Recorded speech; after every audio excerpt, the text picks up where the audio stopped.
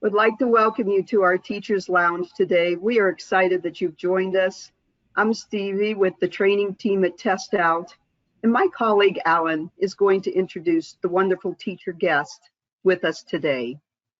Thank you, Stevie. I'm so excited again to introduce 3 new instructors that are with us today.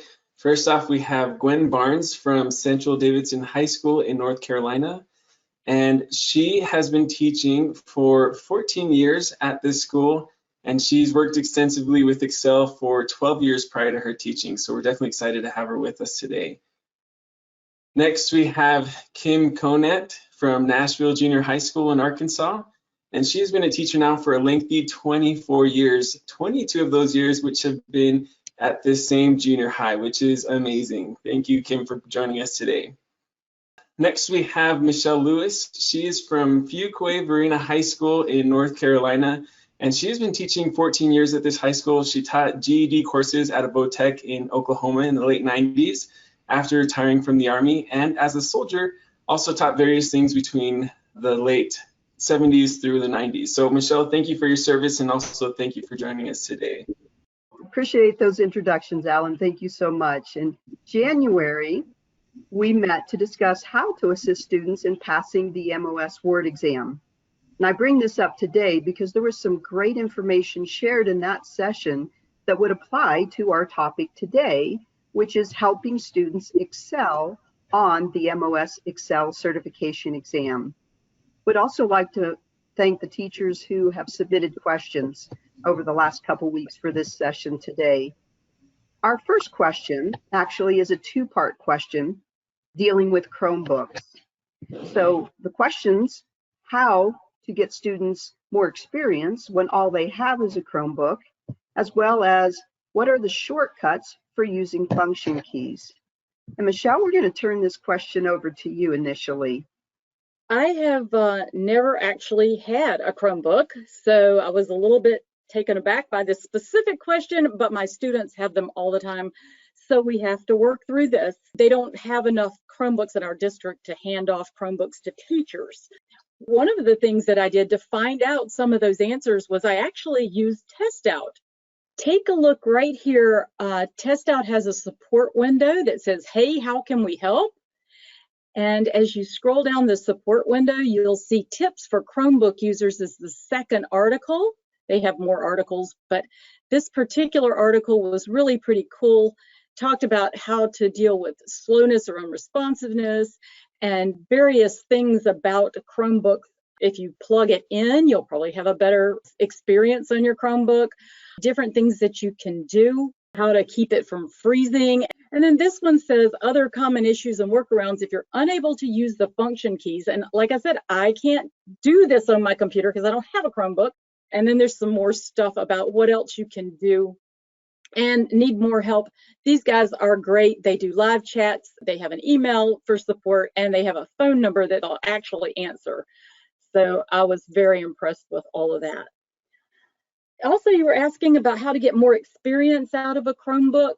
When students have a Chromebook, a lot of times they can't do every single thing that's out there. They can't just open, for example, Excel and do the harder stuff, the stuff that's Excel expert related.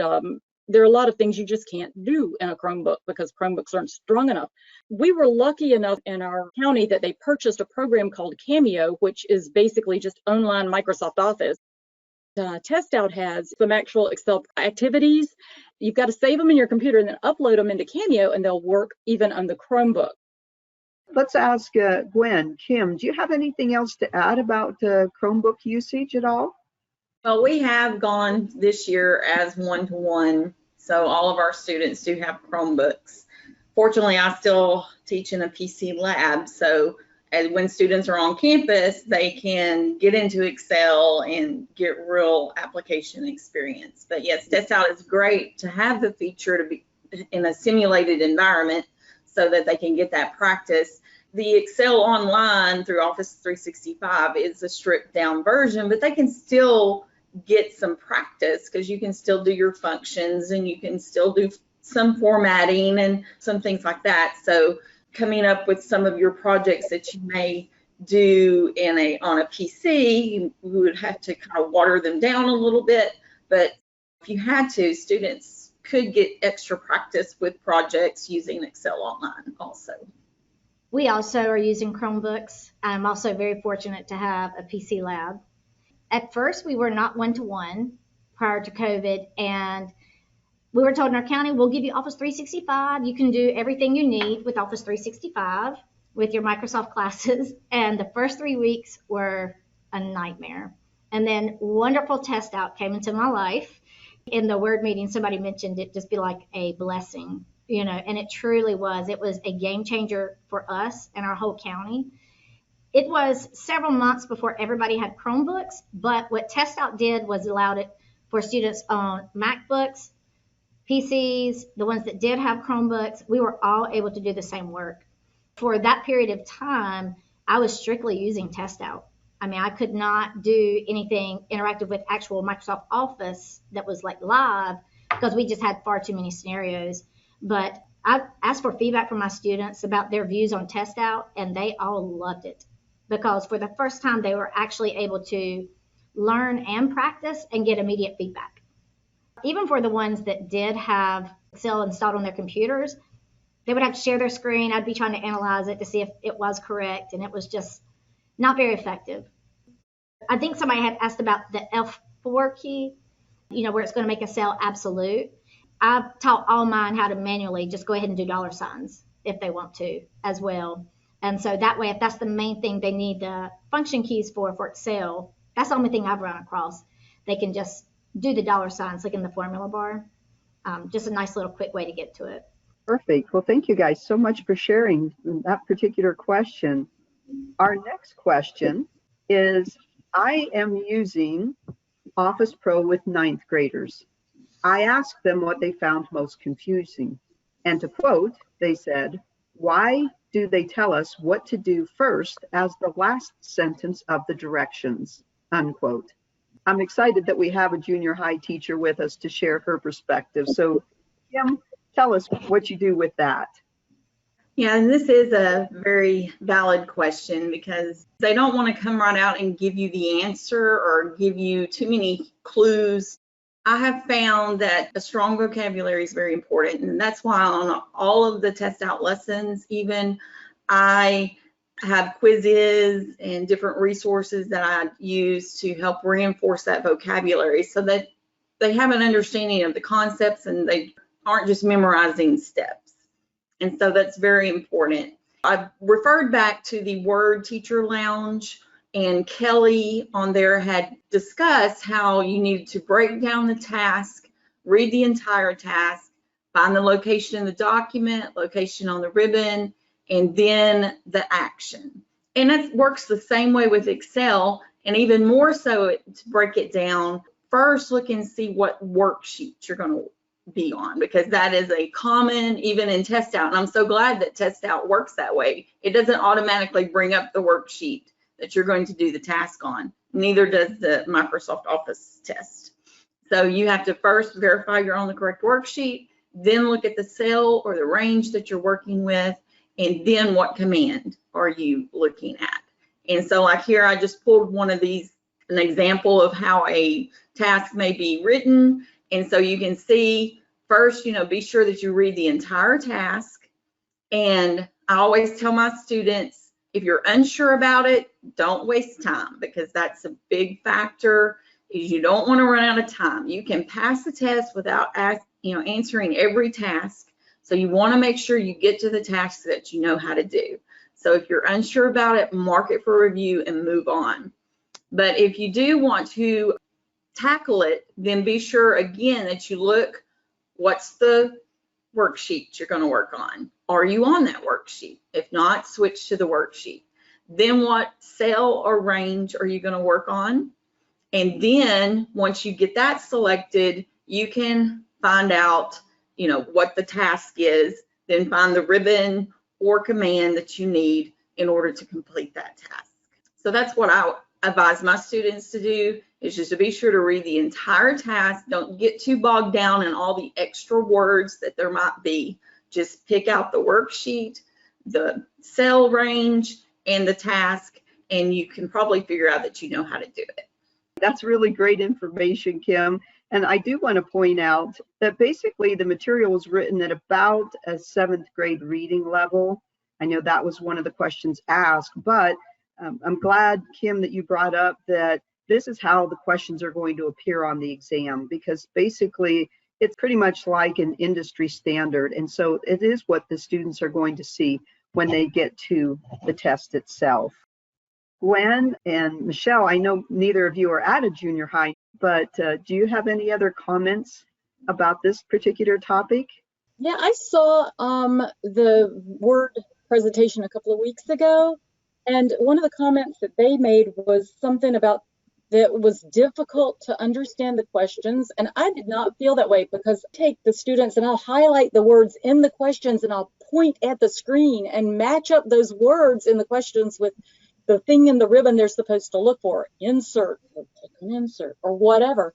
If they can just take and read the whole question, and I really think that's so important for all students and adults too, reading the whole question just makes a huge difference in whether or not they will understand it. Read it all the way to the end of the period. And sometimes I even make them read it out loud. We are A day, B day. On their off days, they're 100% test out. And then on their own day, we are working together in the lab using Excel. And I always try to use information that they understand, like payroll or car payments, which is like one thing I'm going to show in a minute. Like things that they're like, okay, yeah, I have a job, I get a paycheck. And I try to make it where they then can understand like things like net pay. I think when they're working in test out or doing the certification test, they need to first look at their data, figure out what type of information it is. So then when they're telling you to do a function or, format it in a way, it makes a little more sense to you because you understand the data itself. But I do think it's very important to read the whole thing, like they did say in the Word breakout, and like Michelle was saying, breaking down that question. The very first thing I do is say, what worksheet should you be on? Get there first. Now, okay, what range were they talking about? What's in that range? Like, look at your data. Now, what are they telling you to do? And if you break it down, it really does become a totally different type of task. And one other thing that I'll say is that I frequently tell my students, pretend you're telling someone that knows nothing about Excel how to do it. You would first have to tell them to go to that area and select it. And we have to tell the computer exactly what to do as if it was a person that had no clue. I always try to get them to think about it that way instead of thinking the computer can figure out they meant a cell they didn't have selected. But I do have 9th through 12th graders. But we do require at our school that you take Word before you take Excel. So I don't have freshmen in my Excel class for that reason. Very good. That's a great answer, Gwen. I really am grateful that you shared that with us. And our next question is actually very closely related to that, but it is how to help students with what if or lookup functions. So Gwen, do you have anything specific you do to help your students remember? Well, before I started teaching, I used both of these religiously. So I frequently tell them, like, this might not seem like a big deal, but you will love it if you can use it. I did make up a little example here, and we actually did this just recently. So I have two different things here. The first thing was we were talking about car payments and how much of a car you could afford. When it comes down to it, it's really how much of a monthly payment can you afford. So we were doing this for two different reasons. One, using the payment function, and the other to say, how much do you think you could afford in a car payment? Because most people are like, oh, I'm going to buy this car at $35,000, and then they calculate the payment. And they're like, ugh. So we actually have a lot of fun with this because I first ask, about how much money they would like to spend on a car, like when they're 30 years old. Then we run the monthly payment, and it's very high. I think it's like $600 or something or more. So then what we do is we talk about, okay, how much a month could you afford? And my students had figured out they could afford about $250. That would be about where they were looking. So we already had it set up for our payment calculator, columns A and B. And so then we use the what if to see, okay, if I can only afford $200 a month, how much can I borrow? I try to make it first where we start trying to figure it out ourselves. So we get in here and we start playing around with this price, trying to get it, is it 20,000? And I shouldn't have put that. I already knew what the answer was. But we play around with it, and they're trying to hit the right mark. right? And so then I'll tell them how the what if will just go ahead and tell you straightforward what that amount is. I don't know if they want me to show it work, but I always get something very real for them first. And I have them set this up so that we can play with formatting and borders and shading. When I go to my data tab then to do my what if, and I'm going to use Goal Seek for this one because my goal is to get a payment of a certain amount. And I really break this down. I'm going to attempt to show y'all a little feature I just found out about, and it doesn't work great with dual monitors. So I used to make my cursor bigger and do all these things to share my screen more easily with my students. And then I recently found out that you can hit the window button on your keyboard and the plus, and it will zoom in on your whole little window. And I use this all the time now. So I'm going to try to get it where I can use it well. And I think it's going to try to go to my other screen. We'll see if it's going to work. Yeah, I just don't think it's going to work because of the screen share and the dual monitors. It'll probably pop up here in just a second since I did that. What this window button does is when you do the window plus, it'll zoom in on anything. So you can zoom in on Office. And so when we are doing functions, I always make them open up the dialog box. And my students in Zoom and my students in my class can't see it well on my board. And so, but if you do the window and plus, it'll zoom in on the whole window. And your ribbons, everything. So it's really nice. I mean, it's been a game changer for us. So since it will not let me do it with us trying to share screen, with the meeting and the dual monitors, I'll just do the what if function without zooming in, but on the data, and then what if. And then I use the Goal Seek. And I always point out to them it floats. So, because a lot of times they're like, what cell do I go to? So I tell them that it floats and kind of show them how we can move it around. And this seems kind of confusing unless you really just read it like a sentence or like a question. I always had them to read the whole thing first before we begin. And it says set a certain cell to a certain value by changing another cell. And so when we do this as a class, if I tell them to do it by themselves to begin with, they don't know where to go. If I speak it to them, they can answer the questions like that. And so I try to point that out to them. Pretend you're talking to a person. And so I'll say, help them to tell me which number are we looking for? We're looking for our monthly payment to be a certain amount. And so what cell is that in? That's in cell A6. And so we'll go, to cell A6. And what value do I want it? So if I want it to be a $200 a month payment, then I'm going to do 200. And what cell would need to change? The only thing that really is going to vary here is our price, not our down payment, since that's what we have saved. And so then we just click on the price and then click OK. And then, of course, it lets us know that at $17,000 with a $5,000 down payment for 5 years, that would be $200 a month. And that's with 0% interest. I used to teach personal finance, so that goes on to a whole nother lesson about credit scores and interest rates. When we did this project, I had a student that said, I know I will spend the money to have Excel once I get out of school, because we do things that they can relate to. Sounds like so much fun. Well, no, we do have a blast. I was being observed one time, and one of my students said, Excel is so much fun. I was like, yes, it is fun. And one thing I was just going to say with lookup functions, because they'd asked about what ifs and lookup functions. Lookup functions are so important. I don't think they're on the Excel. I think it's on the Excel Expert where you see the lookup function. But I've only seen one version of Excel 2019 certification, but I did not run across it on there. But one thing I point out to them about lookup functions, I'm not going to complete a whole lookup function, but this is a great example of what I do with my students live to try to give them practice. And then also for those that are on Chromebooks, we can still do a tremendous amount with formulas and functions with the Chromebook. We can't do things like naming ranges the same way that we can in Excel, but it works out pretty good. I'll give them a spreadsheet like this. They've got all the information they need. What they don't have is the unit cost. Well, that's where our lookup function comes into hand, because I have another tab with all the unit cost. And that's where they have to do the lookup function, is to pull up the unit cost. One thing that I always try to explain to them is how important it is to get a spreadsheet set up to be useful in the future. So if this was my business and then the price of baby food went up, I want to change it in one place, not 10,000 rows of information. So we do the same thing with the payroll, the different payroll taxes. on a separate sheet, and I make them do external references, and that's a great way for us to practice absolute cell references. But with this one, this is the type of project that I will do closer to the end of the week. I'm like, complete my form. And they're like, well, I don't know the unit cost. I'm like, you have to do a lookup function. And how would you calculate total revenue? And how would you do total cost and total profit? And it's a great way for them to see the relevance of Excel. And I always tell them there's not one correct solution, one correct answer, but there's lots of solutions. And so I just strongly encourage them to look at my data, look at my column headings. You know, sometimes they won't even look at the headings because they're kind of used to learning material that's memorization. But when they make you do word problems in math, or when they make you do a math problem and say, how did you know how to find the answer?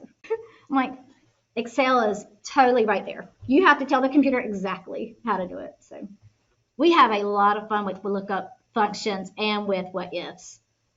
Yeah, oh, I love that. I love how you make it real for the students and then how they're able to manipulate the data with what you're giving them. That's an awesome way to do that.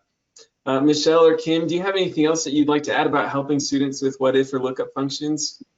But when I do lookup functions, one of the things that I remind them is after they type that equals and say equals if or equals VLOOKUP or whatever function it is that they're doing, if they'll just look a little bit below where they're typing, Excel will tell them exactly what to type in next. It'll tell you to equals if and then what to go look for. Then to put the comma in, you got to remember to not put the space in that it demonstrates after the comma. But then it tells you, what to put if it's yes, if it's true. It says value if true. It says it right there underneath what you're typing.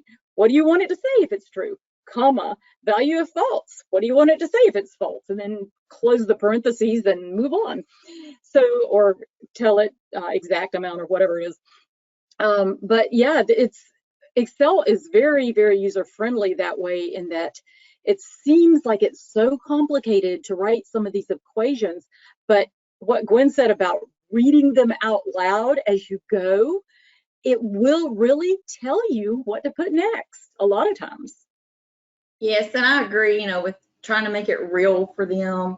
I've had a few students who went on to Excel Expert and have achieved that, which I'm very proud of.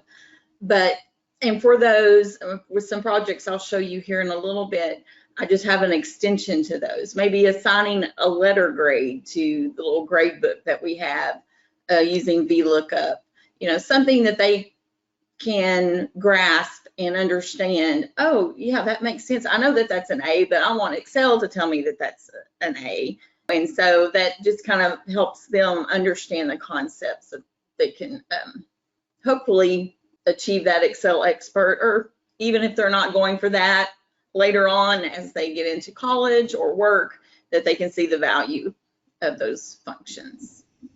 One thing I'd like to kind of add on to that is that in our district, my class is Excel honors. So it's Excel and Excel Expert. And before COVID, I would spend the first maybe 6 weeks doing Excel, the remainder, the majority of it, doing Excel Expert because it's so extensive. Because of COVID, and I only have my students 2 times a day on site where I can work with them in Word instead of 5 for an hour and a half. What I've done this semester, and it's worked out fantastically, is I incorporate Excel Expert at the same time I'm doing regular Excel. And an example of that is when we did sum functions, I then took it to sum if and then some ifs. And then I made them do if statements based on the sum ifs.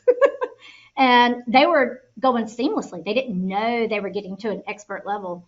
And one day after we had been doing some ifs extensively, I said to them, well, do y'all find this very difficult? And they're like, no. And I said, well, this is expert. And they were all like, really? Like, that's awesome. I was like, y'all were just that smart. That is so awesome.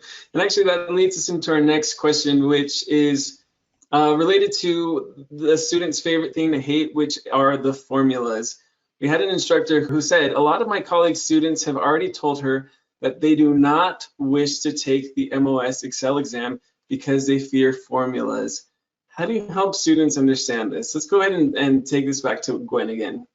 So formulas are what's fun to me. And what I try to do for my students, this is Word, PowerPoint, or Excel expert, is think about it like a video game or a new smartphone. And a lot of these students are like, well, we haven't learned that. My goal is to teach them that Excel can do unbelievable things, and they have a lot of ways to help you, kind of like when you're doing a function, we can pull up the dialog box or the arguments, and it will give us descriptions of what to do. What I want to teach them is not how to do every function in Excel. I don't have time to do that. What I want to teach them how to do is use the resources in Excel. I explain it all to them in the concept of a video game or a smartphone. And I asked how many of them went to the Verizon store the first time they got a smartphone and took the classes. Because you can take classes on how to use a smartphone. And they're like, oh, Miss Barnes, we didn't do that. And I'm like, well, did your parents teach you? Who taught you how to use that? Because it's very complicated. And they're like, well, I just figured it out myself. And same thing with video games. I'm like, when you get a new video game, you just sit down for a little bit and read the manual, to learn how to do it. And they're like, no, I just start playing and figuring it out. So I tell them to think about Excel like a video game, and it's a challenge. And so when we do formulas, and I don't have a specific one pulled up, but I'll just share my screen really quick again. So with this data, and I don't have it formatted right now, but this is about selling these different items like baby food, and it's to different countries. What I do is I ask them questions like, how much baby food do we sell to Europe? And that's my question. And they have to figure out how to get the answer for me. And I like for them to tackle it like a video game. Like, okay, I've got a challenge. I think it's Mario Kart. You can bounce up and get little coins. Well, I don't know how you figure that out. I figured it out because my kids told me, right?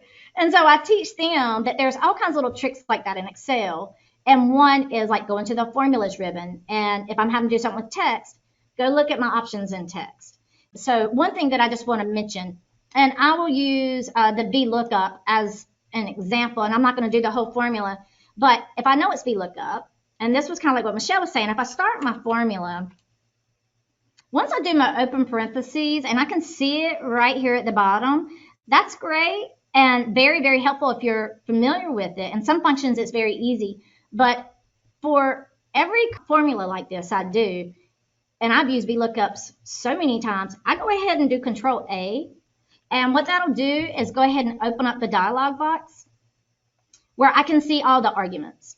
You can also go click on the little FX up here to the left of the formula bar. And the key is going ahead and open your parentheses. So it will go ahead and go straight into the arguments for that function. I make all of my students read out loud to me what a lookup value is. And I point out to them that this information at the bottom is crucial. And with that, you can do almost any function, whether you've seen it or not. So it's really nice. It works out really good. Also, if they read this, a big thing with a VLOOKUP is your data source where you're going to look up the information has to be sorted. And they might forget that, but if they've done what I taught them and they read these instructions, it says the table must be sorted in ascending order. So if they forgot and they read that, then they're like, oh, wait, I've got to stop for a minute, go make certain my table's in the correct order before I start it. And also with this pulled up, as I begin filling in my information, to the right of the equal sign, it should be showing information. So like if for this VLOOKUP, I want to look up baby food, then when it says equal, it should be showing the word baby food there. Or if it was a number, or if it was a range, it should show all the values in that range. And I tell them that way they can tell step by step if they're maybe doing it correct or not, because they can get immediate feedback before they even click OK. Even if my students think they don't need a dialog box, I make them open it up. So this really helps. And I do it like a contest. I'm very competitive. I'm not an athlete. I just love a challenge. I will have students, the ones that are on Zoom. It's a hybrid, so I'll have students in Zoom and I'll have students in my class. The ones in Zoom, as soon as they get an answer, they put it in chat just to me. And I'll give a shout out to the first person with the correct answer. For those in class, one thing that's always been really fun is I say, when you think you've got the right answer, turn off your monitor. And they will turn off their monitor and they'll be jumping around, seeing if anybody else has their monitor off. The one thing I do is have them all turn on their monitors before it starts becoming uncomfortable for the student that doesn't have it. So I only use it for just that very first, like pushing a button that you got it. We really kind of do it like a game. I will tell them how to do a function to begin with, but after that, I won't even tell them what function we're going to use if we've already studied it, because I want them to learn to figure out what function should I use. One of the more interesting things I found with Expert, and I know we're not talking about Expert today, but when they have been used to doing functions, but then it's just a simple formula that they need, they try to overcomplicate it. And so I frequently incorporate things that are very simple as well, just to kind of get them out of like, oh, we're doing ifs right now. It really works well. I really do have a really good time with my class, and they find it fun. I would say for those that are not wanting to do it on the certification test, then that to me means that they're not understanding how to figure out what they need to use. And so you could just make a few little setups, kind of like this sheet that I have up, where we're going to be doing multiple formulas and functions, and I want them to try to figure it out. But one thing that's just worked out the best for us is when I make it a challenge. Yeah, oh, that's so fun. And yeah, I think you hit it right on the nose there, is making it fun for the students. And so yeah, that's awesome. Kim, Michelle, anything else you'd like to add about helping students not fear formulas on the exam? Just making them comfortable with that function dialog box is a big step. Once they can learn how to use that and read the information there, and even when they start selecting their cells or putting like in their greater than or less than symbol, and it says that it's false, and they're like, well, wait a second, that's supposed to be true. Oh, I got my symbol turned around. If they can learn how to use that, then that really helps them understand it better. I actually start with going over what PEMDAS is, so that they'll understand that we are using the same thing they're using in math class, the same thing they've been using for years and years. And a few of them don't remember it or didn't learn it right, but most of them are real excited about, oh, this is something I can relate to. So that I start with using that, and then I explain the difference between a formula that would use the things that in PEMDAS and a function which would use ranges and named ranges and all those other things. So it's exciting for me, and I know some of the students get a little bit worried about those formulas, but the really good thing about them is that it doesn't matter what kind of computer you have, what kind of software you have. You put that equal sign down and you can start typing that formula or that function. I actually had a last minute thing where I had to walk into an Apple lab. They were doing something in my lab, and all of a sudden my computers didn't work, and the only lab available was the Apple lab. I went into the Apple lab knowing nothing, and had to teach a numbers class with my Excel students. I told the teacher, I don't know what to do with this. She said, what are you teaching? I said, Excel. She said, well, just use numbers. I said, what's numbers? So it works. You put the equal sign down and it still worked, even in that Apple lab. I've even used it with Open Office and Office 365 and all that. So the formulas and functions can be done with almost any type of software. Yeah, I'm really old, so I still remember typing equals and doing Lotus 1, 2, 3. We've talked about that earlier. Well, thank you so much for all of that information. Our next question kind of already answered this in part, but I know we have another example to show here. But what project-based assignments have you used to engage students in authentic learning? Because as you guys have already been talking about, having numbers that relate to the students, something that's meaningful to them, certainly captures their attention and makes it more of interest to them. And Kim, I know you have a great example to share with us about that. So let's go ahead and turn some time over to you to show us that example that you put together. Okay, great. Yes, I have a few different projects. The one that I had replied about on Facebook was using our football stats. Back a few years ago, our junior high football team, our 9th grade team, was on a winning streak. I mean, we won 50-something straight games in a row. And so I took that real data, and we went so far as to insert the data from a text file to creating it as a table. And then this is like the solution here. I've got the example, like the actual data file here with instructions. I usually do this with the students as a class.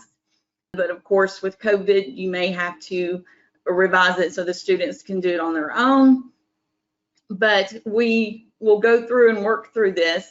And then over here in column J, we have all the different functions that we would use. So like, which function would we use to find out how many years our winning streak went through? Our average score, their max score, total point difference. So those are just simple formulas or functions. Oh, and also over here in the actual columns, we did a subtraction for the point difference. We figured we did an if function for, was this a mercy rule? Well, we don't really have enough information to know if a mercy rule was called or not. So we just say it was a possible mercy rule if the score difference was greater than or equal to 35. And was it a shutout? Did the opponent not make any points whatsoever? And they really like seeing that. And as you can see in the solution over here, you know, we even did some conditional formatting to kind of highlight, yes, we had those shutouts. And then we put stars beside the ones that were maybe possibly a mercy rule so that they could see that. And then we broke it down to finding one of our main opponents. How many games did we have against them? And we could take it further, how much was our point difference against them or something like that. But I just kind of break it down so that they can see real information. It makes it where they can understand it better, because they can come over here and count how many years we had a winning streak, or we can use a function to do it. So that kind of makes it easier for them to understand. I also did a little project. I put this into a Google sheet long before we started using Google, but I would have them type in their information. And I went through for this example and replaced their names with generic text so that I wouldn't share any personal information, but I have them put in their gender and their age, their birth date, their brothers, sisters, favorite colors, do they plan to go to college, make up some test scores, just different things like that. And then we go through and we open this in Excel. They can figure out how many pets does every student have, how many, what's our average score, who likes pizza, you know, what functions are we going to use for that? And I do give them hints for functions up here. Then over on the other worksheet, we do some text functions like the concatenate and the left, right, upper, lower, proper. And the first ones I give them, you know, what the function is supposed to be and what the task might actually tell them on the test, what they're supposed to do. And then as we go on over, I leave off the function. And so hopefully by that, they can start trying to figure out how to decipher what that function is. And then one last project that I do, and in the spring, then you're over into baseball. And I had some really good baseball players. I actually pulled up the Arkansas Razorbacks roster and got their stats and things like that, and came up with some instructions in order to do projects. So we could do some more functions and some projects. And I've got a URL to all of these projects for you that I'll share in just a minute, where you can take them and revise them to ever how you want to. We even do if error functions. We do all kinds of things in order to reinforce that information. And then the main thing I wanted to do with this one was get into charts. And so as we came down, after we did all of our functions, then we started doing our charts for different scenarios. And then we took all that information, changed it to softball, so that they wouldn't have to do any of the functions or the charts again. All they had to do was just put in the new roster with the softball player stats, and then therefore everything changed. So they could see once you get your worksheet set up, you need to change information. It's just so simple. Those are the three main projects that I use. They really like the function data practice, where I showed where they use their own information, and they like the football stats one also. And then this one has been pretty good too. Great. That's wonderful example of some great information that can be very meaningful, of course, for the students so that they're more excited about the numbers in the end. And like Gwen was saying about the car exercise, I mean, the numbers have to be meaningful to them in order for them to really take an interest in it. I would like to mention one thing about some useful data for the students. In North Carolina, we have a really neat program called NC Star Jobs, and it gives a lot of information about jobs in North Carolina. So the really neat thing about this is I tried to explain to them how useful Excel is. Once you get out of high school, like almost any company you go to will likely use Excel. And even most databases are set up to be used with Excel through CSV exports or just with Excel in general. And so this is a great database that tells them about different clusters of occupations and what the actual pay is in North Carolina based on taxes. So it's real data and they can dig into it and get a lot of information. But I always point out to them that at the top, we have an option to download it as Excel and an option as CSV. And so to begin with, I always make them do CSVs. And then we later import the CSV files into Excel and leave a couple of columns out. But even before we do that, there are filters built into this website. And so I show them first how user-friendly it is. And then when we export it and put it into Excel, they can see how useful it is to get it out of this website and manipulate it in Excel. And we do things like look at what average pay is for just the jobs that are high school diploma or equivalent. That's wonderful. Again, another example of some really great, meaningful information for the students to play around with. And it sounds like sometimes you get them on a roll and they don't want to stop using what you're working with them. And that's wonderful. Michelle, let's ask you, do you have any other fun projects that you recommend students work on prior to taking the actual certification exam? I do have a couple of fun projects. They're not difficult. They were some things that I start out with at the beginning. One of them is to create a cash register, and the other one would be to create a board where they play Battleship, where each person, they set up their computers back to back or turn their monitors back to back so they can't see each other, and they set up a board in Excel, and they are allowed to have aircraft carrier that's this big and takes up so many cells, and other little ships that are so big and take up so many cells, and they have to resize their cells to make them a little bit bigger. So then they have to use color coding and all that. They hit at each other's screens by calling J3 or A7 or whatever, and they have to tell them, hit my battleship, didn't hit my battleship. And when they hit one, they have to, color code it so they know that they found it. And whoever finds all the battleships first for the other team or the other person wins. And then I usually give them white candy or something because students can be bribed with candy quickly. Not everybody wants it, but they do like it. And one that I do like a lot is I only need columns A, B, and C. What they're making is a restaurant. And they actually use 4 worksheets where very basic stuff gets them started. But this is a team activity, and our area is really big on team activities. So on sheet 1, they're going to design an entry page so that we know what the restaurant is. And then over here on page 2, they'll list 10 different items, maybe a hamburger, Coke, fries. Maybe I shouldn't say Coke, maybe I should say soda. Anyway, they have to put at least 10 things into their restaurant, and then they have to create a price for that item. So say $3. And the sodas maybe $1 or $1.50 or $1.75 probably.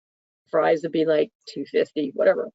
And then over here, they have to leave column C blank so that they can take orders from their friends. And in column D, they have to make a formula without anything in column C. Sometimes if they really don't get it, I'll let them go back and put something in C so they'll understand. But they have to go to column D and they'll have to put in a formula that literally lets them multiply how many times the number that get ordered. And of course, the first answer is 0. Well, and they'll fuss about that. Then they'll have to use the fill handle down and have zeros all the way through. And then they go and take orders. This is going to be the first friends sheet. They'll have to copy it and go over to the next sheet and they actually have to rename the sheets by the person's name that they're working with. And I can send them off into groups or whatever with the Google Meet function for that. Let them take orders from the 3 different people. They have to, of course, format the money as accounting format, and then we discuss the difference between accounting and currency and the formatting. And how many hamburgers does this person want? Maybe they want 2 hamburgers, 1 soda, and they don't want any fries. And then, of course, down here, they'll have a auto sum. Stretch this out a little bit there and have them auto sum that. And they'll have to figure a tax. I give them 7.75. I have been thinking about listing tax over here, say 7.75%. There's your subtotal. And then we put tax. And then we'll say equals, of course, the subtotal times the rate, the tax rate, whatever that tax rate is. And of course, with that, you then have to explain that that has to be an absolute cell reference if you're ever going to do anything with it, like use the fill handle with that tax rate. So you do want to make sure that it always goes back to that same cell. And then you get a total here. And again, you can use auto sum or whatever.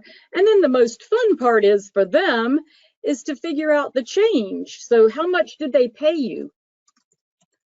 And then they pay them, say, $10. And then they have to figure out the change. And I actually had to do this one time when I was working at a Radio Shack a long, long time ago. They have to know that they have to subtract the bigger number minus the little number. They have to take away the little number from the big number to figure out how much change they actually give back. I can share that with you as well if you'd like to get that exercise. All right. Thank you, Michelle. Our second to last question actually is more about what TestOut offers. So the question is the TestOut program enough to be proficient on the test or the MOS Excel exam? And so Gwen, why don't you go ahead and answer that one for us? Okay, so I was excited to get this question because my first thought was that I don't know for sure, because I have used TestOut somewhat supplemental, because like I said, I did not get it until COVID. When we first got TestOut, I had already completed regular Excel, was approaching the expert level, but did not have any way to work with them because, like I said, we weren't even one-to-one. So this is when I got TestOut. And so what I did was I assigned Excel and TestOut to my students, and they loved it. I mean, they were like, this was great review. Like, you know, I was familiar with the task that they were asking me to do, so I was very happy about that. Then in the fall, they used TestOut at home completely themselves. So I do grades in TestOut. So what I do is each week they have a section that they have to do. They are required to watch every video. They are required to read all of the literature and complete all labs. I don't do any of this with them. What I do in class is supplemental to TestOut now. So I expect them to do all of TestOut, not to skip over any part. We do the practice tests that are in TestOut. We do the Form A and Form B practice test. When we come in class, we are going over these formulas and functions, but just applying what they've learned in TestOut to something real to them, like I said, like a car payment. A lot of times then they're like, oh, okay, I remember that in TestOut, now I understand it better. So the question was, is it enough to be proficient on the test? I did not know, because if they didn't completely get it in TestOut, hopefully I've covered it in class. Well, I had a unique situation where a student found out the college they were going to go to was going to require that she be certified in Excel, Word, and PowerPoint. And this was one of the students that did not go through CTE. She was in band, AP honors, that type thing. So she was a bright student, but she was really panicking because she was going to have to take a course. And she was like, do I have any way, could you help me with it? And so I got permission to let her use one of our licenses. And she completed TestOut, not in a Microsoft class, with zero help whatsoever. But I just told her, you've got to use TestOut the way it was intended. You will need to watch every video, read all the literature, do all the labs. When you don't know how to do something, look at how you missed the lab. Don't just say, well, I didn't understand it. Go figure it out. She passed Word, PowerPoint, and Excel all on her own, strictly using TestOut. So is it enough? Yes. Do most students use it the way that is intended? No, because they're like, I don't need to watch those videos. I'll go jump to the lab. And when they do that and they're asking for help, because I've always told them, ask me any part you can't figure out. Ask me how to do it. Very first thing I say is, did you watch the videos leading up to this? And they're like, no, I haven't watched the videos. I'm like, go watch the videos and then let me know if you still need help. And they figure it out then. So Test Out to me is an exceptional program. And I heard this in the Word over and over. The customer service is unbelievable. But the detail that has been put into place for Test Out to prepare these students for certification is one of a kind. I don't know of anything that even closely touches what Test Out can do. And I think the key is making them use it as intended. Tell all of my students before they certify is that we do not have nearly the amount of time to teach you everything that Microsoft offers. I learn stuff every day. Well, maybe not every day, but I'm still learning things in Microsoft. So it's just not the kind of course where I'm going to be teaching you every single thing you need to know. I'm truly trying to teach you how to use it. The ribbons are very important. So if they're telling you to insert a spark line, then I say, what ribbon would make most sense to start looking? I've watched them for you. They'll be sitting there clicking all the different ribbons. I'm like, just stop just a second. What would make sense? I want you to insert spark lines. What ribbon should you go to? And they're like, insert? I'm like, yes, perfect. Now let's look at the groups that are on the ribbon. What do they want you to insert? Spark lines. Or where is it? And they'll be like looking over here. I'm like, just read the spark lines. And like someone else said, I'll tell them to read them out loud. I'm like, what's the name of that group? Tables. What's the name of that group? Illustrations. And eventually they get to the one called spark lines. And they're like, oh. I'm like, Excel is set up wonderfully to help you find what you want to do. And then we have that magic little button that says, tell me what you want to do. You know, and so I point out to them how to find keywords like the word sparkline. But I think if they will take it like a challenge and like a video game, and if it's a question they're like, we were never taught that, I'm like, well, it would be a miracle if everything you saw had been taught. I frequently say, are y'all ready for a challenge? And I ask them to do something I've never mentioned before. Like if I had not covered spark lines yet, and I would say, I want you to insert a spark line, you know, in this cell. And they're just like, they love it. They want to be the first person to figure it out. I think if they kind of go into it with the mindset of there's no way they could have taught me everything, and to actually be what is considered a certified Excel user, I should be able to figure things out that I've never seen before. I should be able to look at the data and pretend that somebody has asked me out loud what were our total sales in that region. And you should be able to figure out how we're going to determine that. When they go into it with this mindset, they kind of feel empowered. I always tell them how great they are because they are. They're really good. And I tell them they're so much better than they think. I talk to them like we're in a meeting frequently. I pretend that we're in a meeting looking at data, and I'll call in a student and I'm like, who had the highest sales in the East region? And they have to go find that. And I try to teach them that that makes it very valuable as an employee, that you could help analyze data. If they try to skip around and just do the labs, I don't know that they should be certified because that's not the employee I want. Right? And I think that's a wonderful thing about Certiport. It requires them to understand their data. It's not just a memorization. You need to understand the data. And that's the kind of employee I want, that has a piece of paper that says, I understand how Excel works and I can apply it to data. And if I don't know how to do it, I understand how to figure it out. Very nice. Thank you, Gwen. And thank you for those great comments about Test Out. Honestly, we're so grateful to hear that, and it's working so well for you and the students. But I just might add something about that. I know that Excel prep usually, particularly in some areas, may require some more practice exercises, more than just going through our skills, challenge labs, applied labs, and even the practice exams at the end. So I just wanted to make everyone aware of additional spreadsheet resources that we have in our teaching aids. And we have, for example, some applied lab sample documents, Excel spreadsheets, activity files, as well as some capstone projects that you can use apart from what we have in the course already. So thanks again for that.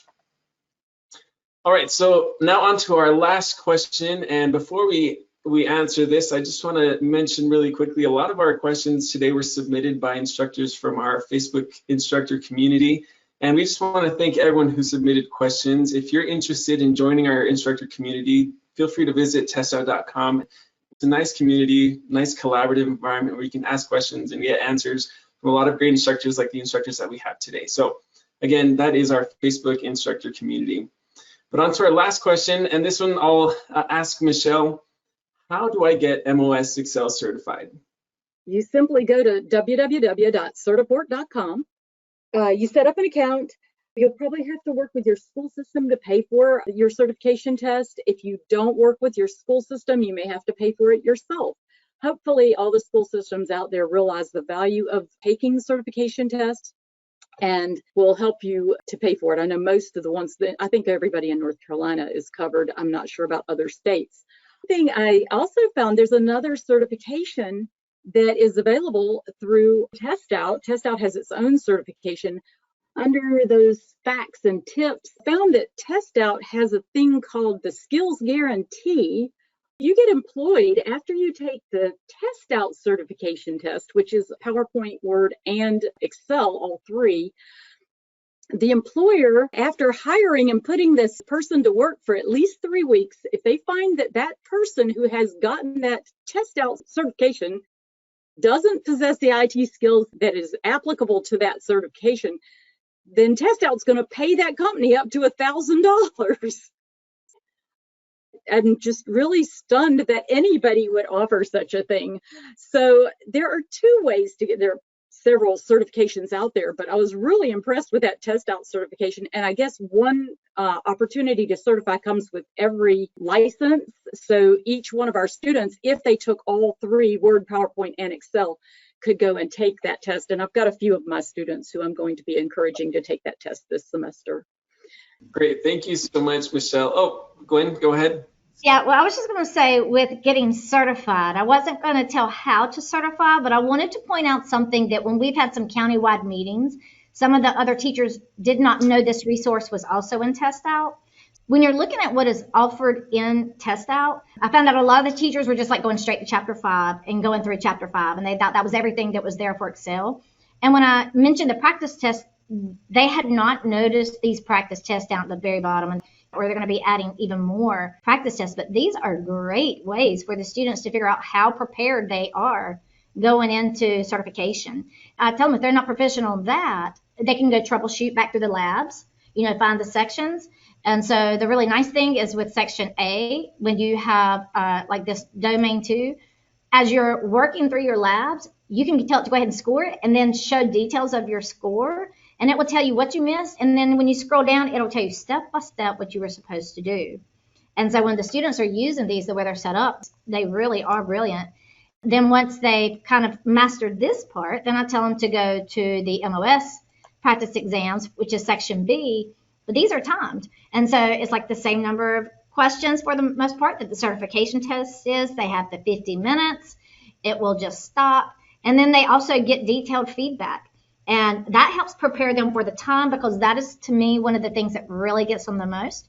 They are seeing that time just going down, and they start kind of getting stressed. And so if they get used to being timed, then they can take care of that stressor before they ever begin the test. And I've seen very good results of students that do well in Form A and Form B, and then they go into certification, and they're relaxed at that point, and they're not expecting to see the same questions.